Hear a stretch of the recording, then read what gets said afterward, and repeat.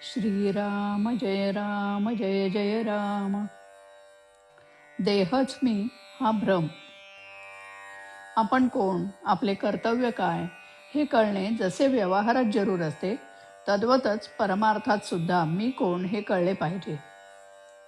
ज्याला मी माझे म्हणतो तो मी नव्हे खास. माझा देह म्हटल्यावर मी त्याहून निराळाच नव्हे का? देहाला ताप आला तर मला ताप आला, देह वाळला तर मी वाळलो असे म्हणतो ही चूक. हाच भ्रम. वास्तविक देहाहून वेगळा असूनही देहच मी अशी भावना केली, म्हणून मी सुखदुःख अनुभवू लागलो. दुःख नको, सुख हवे असे मला वाटते. याचा अर्थ माझे मूळचे स्वरूप हे नित्य सुखरूपच असले पाहिजे. नदीच्या पात्रातले पाणी आणि तिथूनच भांड्यात आलेले पाणी दोन्ही एकच. पण भांड्यातल्या पाण्याला चव किंवा स्वाद निराळाच येत असेल तर भांड्यात घाण आहे असे आपल्याला समजते. तसे सुखरूप असणाऱ्या आत्म्याचाच अंश असलेला जीव दुःखरूप झाला याचे कारण देहसंगती. एका गृहस्थाची बायको बाळंत झाली तेव्हा त्याच्या मित्राने डॉक्टरची मदत आणि अशा इतर अनेक बाबतीत धावपळ केली, पण त्याने सोयर मुळीच पाळले नाही. त्या मित्राप्रमाणे आपण देहाबाबत वागले पाहिजे.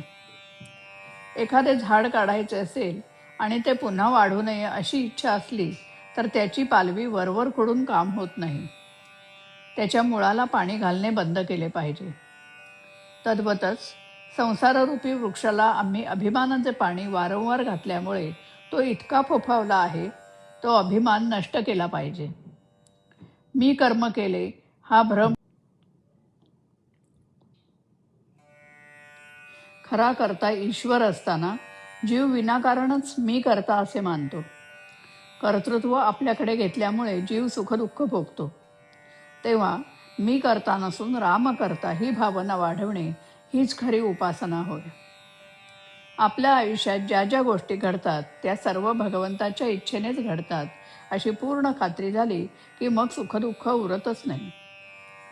ज्याची अशी खरी निष्ठा आहे त्याचे तेज काही निराळेच असते. अशा माणसाला अचल समाधान लाभते.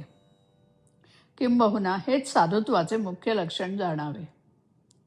हे आपल्या अंगी यावे म्हणून साधनाची सर्व खटपट चालते. खरोखर तुम्हा सर्वांना आता पुन्हा एकच सांगतो की सदैव नामात राहण्याचा प्रयत्न करा आणि नीतीला धरून राहा. त्यानेच तुम्हास भगवंत भेटेल. परमार्थात नीतीला, शुद्ध आचरणाला फार महत्त्व आहे.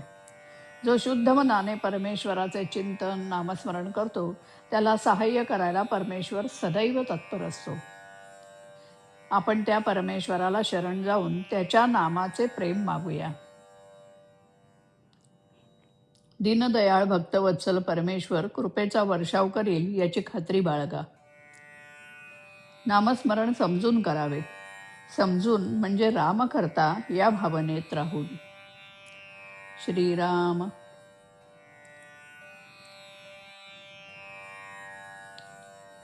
नामात रहावे, नीतीस धरावे, नीतीत रहावे, रामास भजावे.